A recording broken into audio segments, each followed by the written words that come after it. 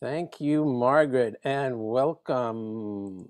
I'm so excited because we are talking about visualization, which is a key skill on this planet Earth. Okay, so now we want to look at this document.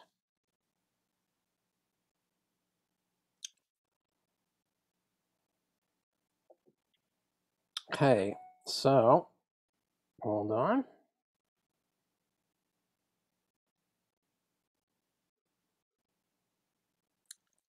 It's just loading.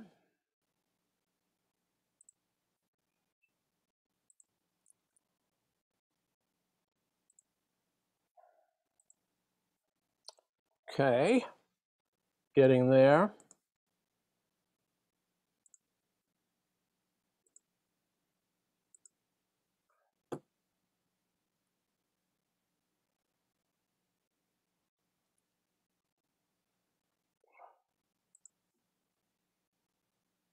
Sorry for the delay. I am trying to get to the document that has our story, and here it is. Okay. If you cannot see a document that says meditation, Judaism, and self-mastery, let me know. Okay. All right, we're taking our deep dive once again into visualization. This is a meditation that employs everything, your mind, your body, your emotions. It is a great way to do what they call holistic meditation, which is really holistic growth, because the entire process of synthesizing your mind, your body, your emotions is a growth. It's growth work. You become more of an integral person that way. All right, and we'll see if we have time for Bhante. We're kind of backlogged with him, but he's got some really juicy stuff for us. Okay, so we've had a number of good meditation techniques that we've reviewed. Now we're doing visualization. Okay, just as a review, we started this because Rabbi Kaplan emphasizes that visualization is key to forming a bond between a man and a woman when they're having intimacy. And he even talks about how you visualize the kind of connection and the kind of relationship you want to have with your partner. And then, as we discussed, he takes a few steps in advance of this and talks about visualizing the characteristics of your children. And okay, so the point he's making is that visualization is key to having rewarding connection and pleasure with your partner. Okay, which we'll get into. And what's interesting about the point he makes is that, as he stresses, we visualize all the time.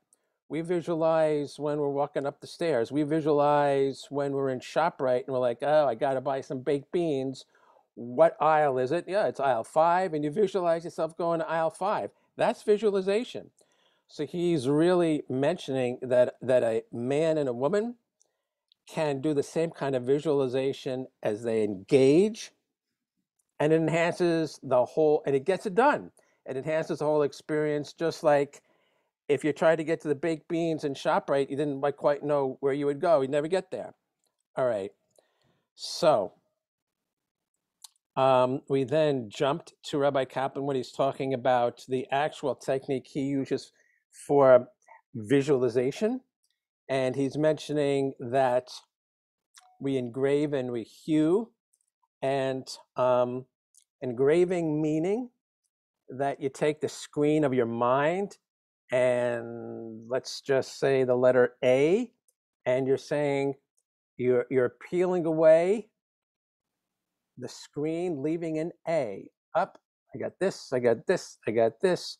Let's get rid of the rest of the background. All we have up front, protruding like a profile, like an engraving, is an A. That's hewing, that's engraving, and then hewing means up, but something else is coming to mind. I'm picturing a can of baked beans next to the A. I'm going to wipe that away. Hewing, I'm going to cut that away. Okay. Engraving and hewing, that's the start of visualizing. Okay. Okay, we then talked about an article from Bali Gill in Forbes about visualizing, and Bali Gill introduced the idea of engaging your emotions, really wanting it. It's not just a visual process. It's not just picturing what you want. It's engaging it. It's like, I want that. I want that. I want that can of beans. I'm not going to stop until I get it. Or I want to have a proper engagement with my partner.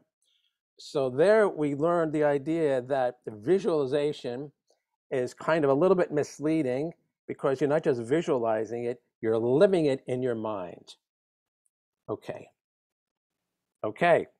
We then built on top of that and went to Maxwell Maltz and Psycho-Cybernetics. Psycho-Cybernetics meaning like the science of the mind. And he talked about how mentally picturing what you're doing in a successful way is key to achievement, and has been for the entire history of human performance. And he talked about how Jack Nicklaus pictures the result of every swing, where that golf ball is going, and so on. We mentioned that very popular study where there was a test of basketball free throws, and at the foul line. So there was 3 groups, and they, on the first day, they divided the team into 3, and on the first day they measured how many free throws can the guys in each group sink, and then they advanced 20 days. And what was the difference between the 3 groups? And the next 20 days, the first group actually went ahead and practiced physically every day shooting free throws. The second group didn't practice at all, and then just showed up on the 20th day. The third group did not physically practice, they visualized their practice. And what happened? That at the end of 20 days, the group once again did physical free throws, and there was a 1% difference. And obviously the middle group that didn't do any practice, they sunk less free throws after 20 days. The group that actually sunk free throws advanced, and the group that visualized sinking free throws advanced.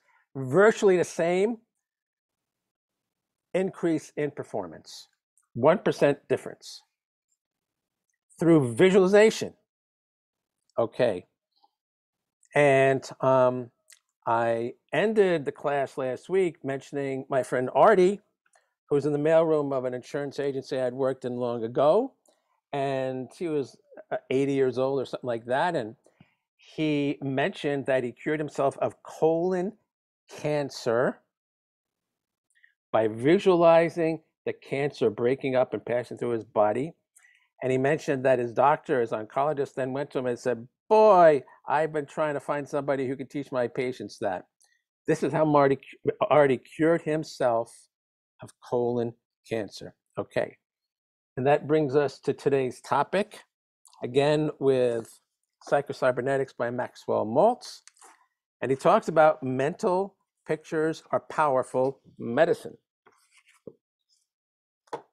What does he say?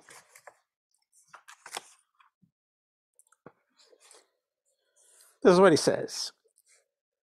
Kay Porter, PhD, and Judy Foster, authors of The Mental Athlete: Inner Training for Peak Performance, provide an excellent detailed prescription for relieving pain and accelerating recovery from injury. In an article in Tennis World magazine, they noted an important element of self-healing is a mental image that projects a positive future outcome. This visualization stimulates your mind and body and creates an intention to heal. Through mental imagery, it is possible to alter the body's autonomic physiological responses. When you use imagination, mental pictures, and suggestion, you can communicate with your body and make it respond. So if I tear my meniscus in my knee, I visualize my knee healing.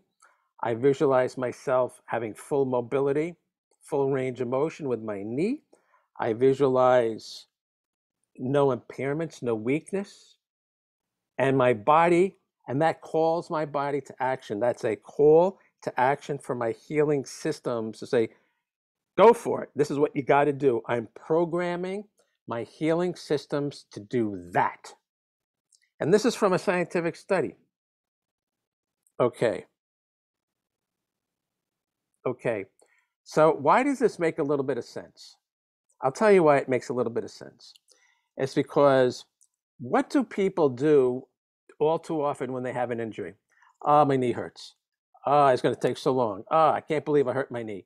I'm not going to be able to do this again for a long time. They are programming a delay in healing. That's what people do. Oh man, I can't believe it hurt. Oh, they get this whole syndrome going, and it's like, man, this is bad. I better favor it. It becomes like a neuroses, and the body reacts to that. It's like, and it slows down the healing process. Why? Because the body's like, what's the use? This guy's not too serious. So as opposed to, yeah, let's get better. Let's visualize it. And the body says, oh, okay, I'm on board for that.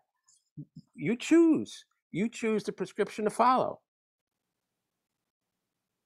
So that's why this makes sense, because even if we don't intentionally program, we are programming a response from our body. Okay. So let's take a step back to what Rabbi Kaplan said earlier about a couple. Now, why is he emphasizing visualization and intimacy? That should be in intimacy, but okay, between a man and a woman. Okay. I mean, man, woman, and what if the man is saying, gee, I don't really like her hair, or gee, she's put on weight, blah, blah, blah, blah, blah. What do you think his response is going to be? What do you think her response is going to be? He's programming himself, right? So that's just a real small example about what he's talking about. We are programming. So he's basically saying, if you program the right program, you get better results. Okay. And there's this much evidence of how it works in medicine and sports and all over the place. Okay. That's what we're talking about here. And you can see how powerful it is. Okay. To continue. Make no mistake, this is medical scientific truth, not mumbo jumbo. And if every hospital patient and every person entering physical rehabilitation were given a copy of Psycho-Cybernetics, they would be considerably better off. Keep this in mind if you ever have a loved one or friend in such circumstances. I mean, just another example.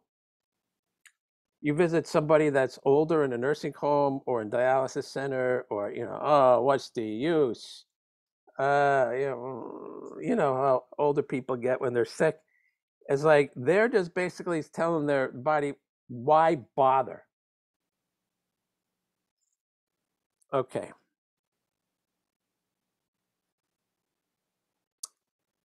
Okay, where are we? We are mental pictures can help you sell at a higher level. Okay.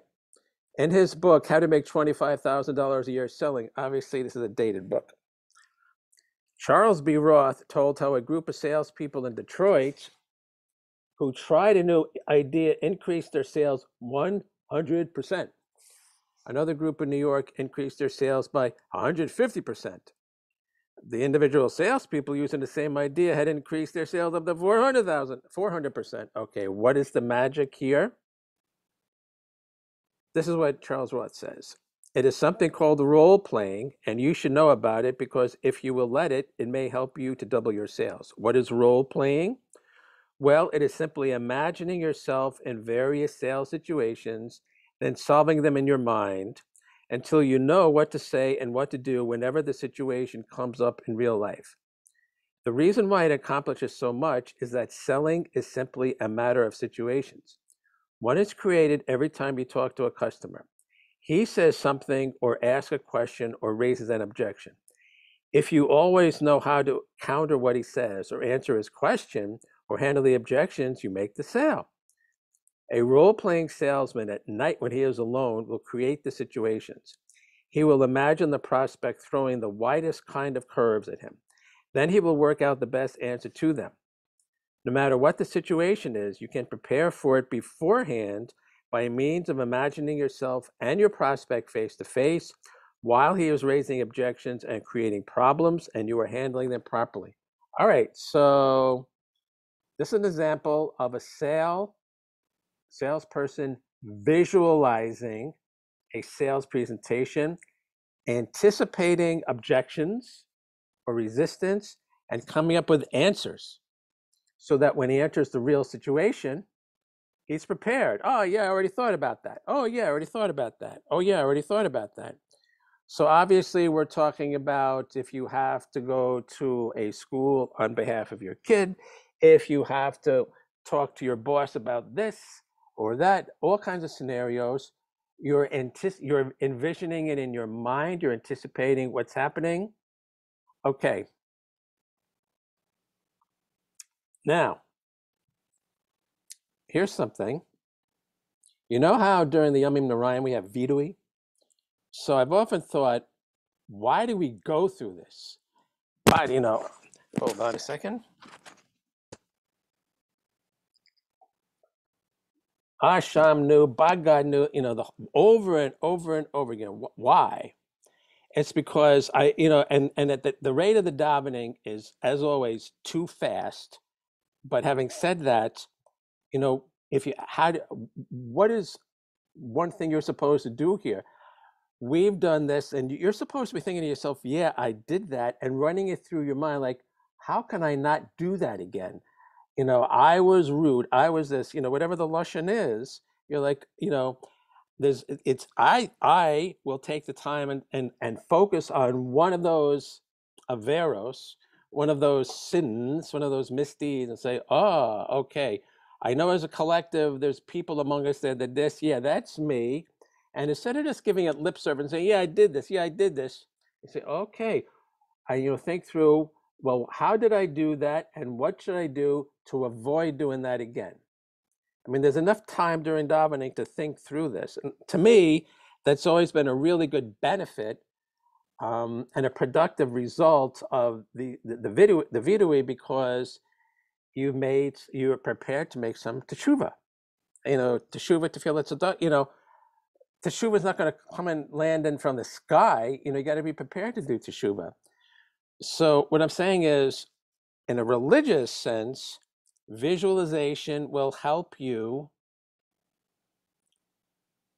correct the mistakes and get us better on track. And the liturgy from the Yamim Narayim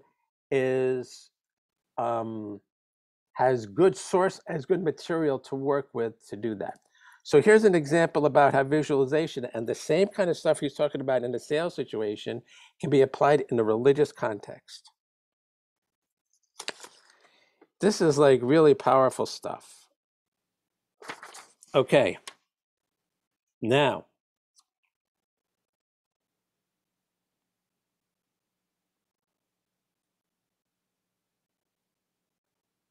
okay, negotiation. We're here at negotiation.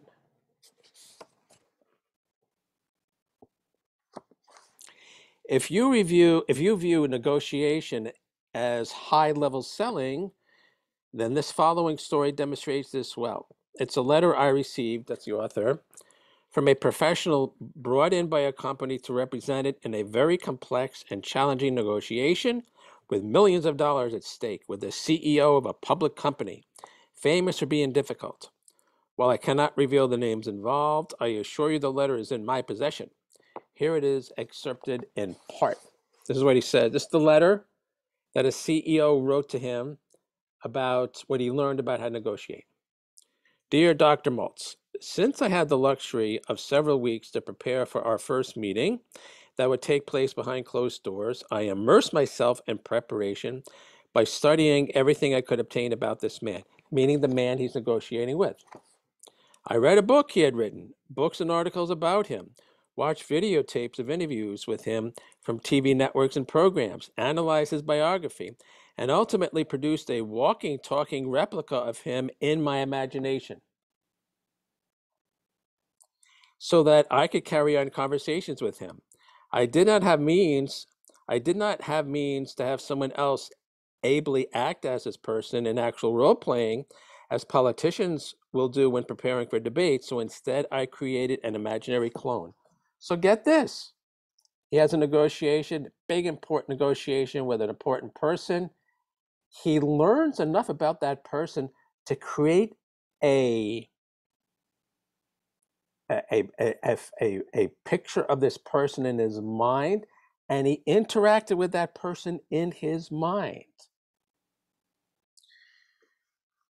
Frankly, I chose not to let any of my associates know exactly what I was doing for fear of having the men in white coats called. Well, role playing's fine. My client might have had second thoughts about entrusting this high wire negotiation to someone who had an imaginary man he was talking with for hours each day. Hours each day.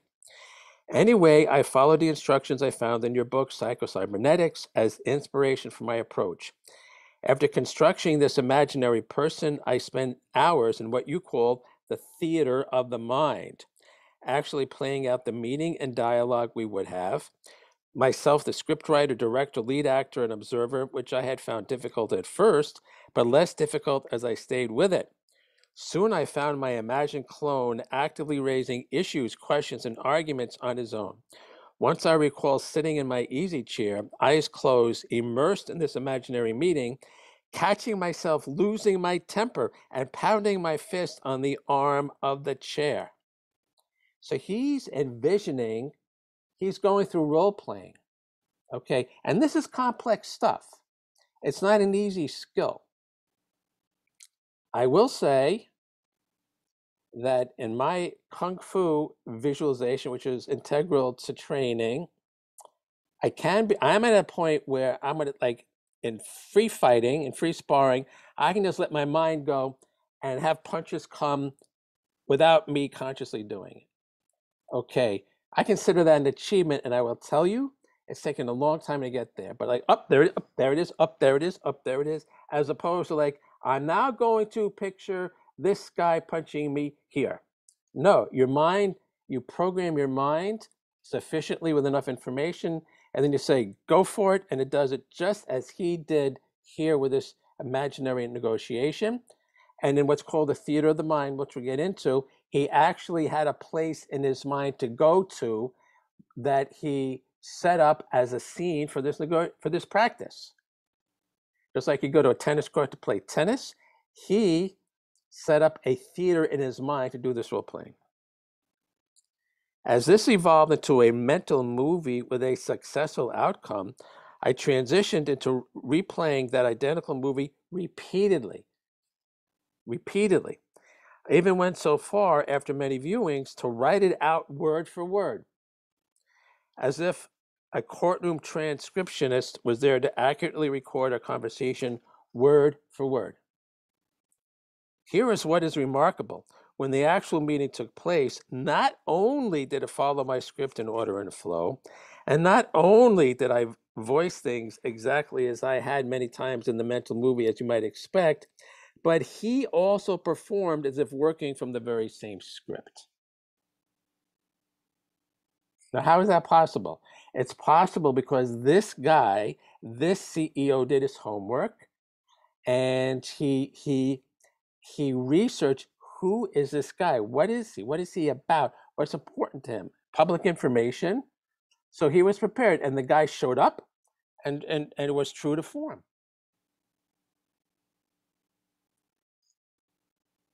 Okay.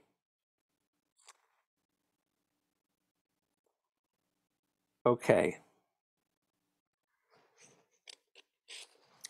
Okay. And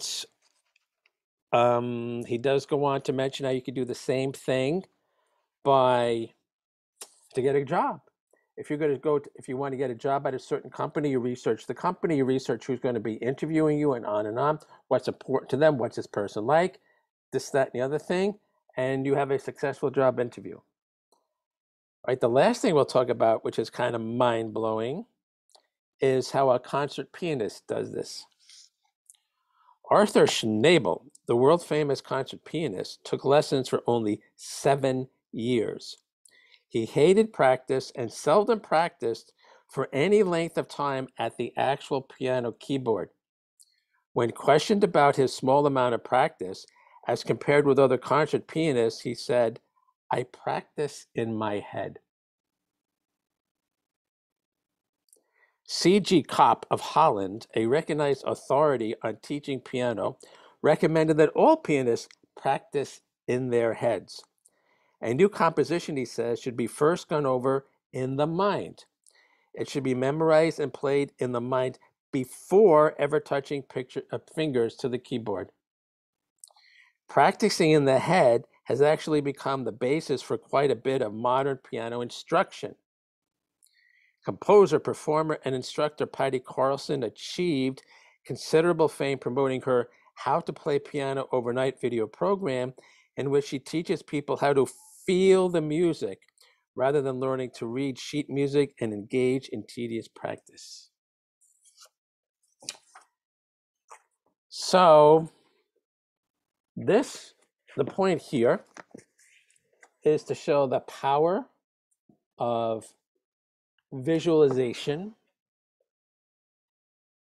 and how programmable we are and how we get the results for which we program.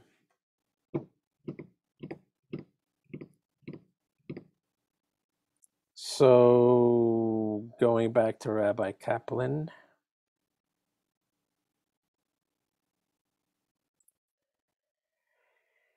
yep, you get the results you want, you get the results you program for and visualize in this intimacy between a man and woman.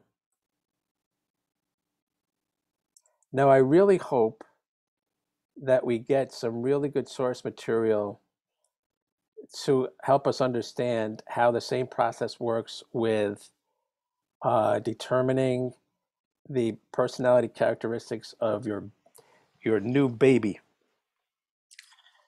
That must mean that the programming that we're talking about really operates at a genetic level, which is a mind-blowing situation, which I can't say I understand, but that's what it means.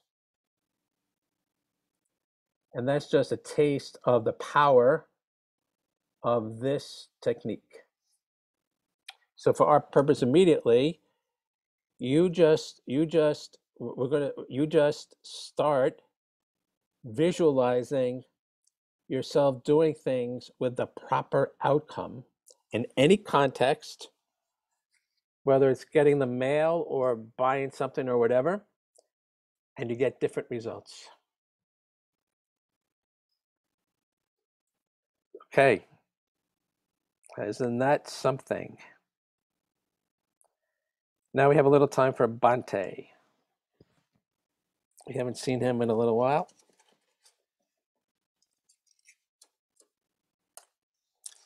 What does Bhante have to say? Remember, we're comparing mindfulness versus concentration. Mindfulness, open-ended, concentration, closed and focus. Open, closed, open, closed. And if you recall, we mentioned they work like in a yin-yang relationship. They're both important. You got to develop the ability to have a narrow focus and then meditate. Why? Because when you do an open-ended, when we say at the end of meditation, and when you say for meditation at the end of class, focus on your breath.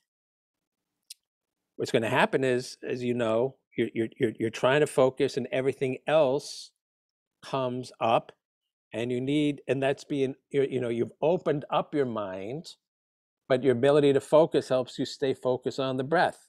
Okay, so that's, we're talking about the difference between concentration, mindfulness, open versus closed and narrow. We mentioned that you can't develop this by force. You have to be gentle. Let it happen. Let it happen. Let him coax it, coax it, coax it. Okay. And what does he say that's new? He says mindfulness can't be used in any selfish way either. It is ego-less alertness. There is no me in a state of pure mindfulness. So there is no self to be selfish. On the contrary, it is mindfulness that gives you real perspective on yourself. It allows you to take the crucial mental step backward from your own desires and aversions so that you can then look and say, aha, so that's how I am really. What's an example of this? Okay. So I'm sitting there meditating and I get an image of myself as being angry. It comes up. If I'm ego-less, I just let it ride. Fine. That's a thought. Pop, there it goes. If I'm letting my ego kick in, then all of a sudden my rational mind, oh, wait, I'm not really angry all the time, am I? You know, you get this whole debate, dramatic thing. Am I angry? Am I angry a lot? Am I angry a little? Okay, all of a sudden you've taken over trying to rationalize, explain, blah, blah, everything we do, and you've blown the mindfulness. Okay, the mindfulness, though, is going to remind you, hey, you're getting egotistical about it and you're trying to rationalize it. Let it go. So the mindfulness is the cure to being unmindful. But I think that's what he's talking about. What he's describing as the ego kicking in is another way of describing when we consciously start creating drama about the stuff, the emotions and the thoughts that pop up during meditation. And once again, like with everything else, we gently teach ourselves, let it ride, let it ride, let it ride. Okay, and the ego is subdued, and so we're able to continue meditating. Okay, that's the point I wanted to make about this. And he says, in a state of mindfulness, you see yourself exactly as you are. You see your own selfish behavior. You see your own suffering. And you see how you create that suffering. You see how you hurt others. You pierce right through the layer of lies that you normally tell yourself, and you see what's really there. Mindfulness leads to wisdom. Okay. Yeah. Because the whole act of getting the ego involved, denying this, oh, I'm not really that bad. I'm not really that bad. Well, maybe you are. So the mindfulness is like shining the light, unbiased light, saying, well, there you are. Okay. The good, the bad, and the ugly. If you want to change, you got to know that's the starting point. Right? So the mindfulness is what says, okay, I get it. All right, that's me. Okay. And then you got the work, then you know what work you got to do. But if you're like, nah, minimizing, avoiding, it's like you're never going to get it done.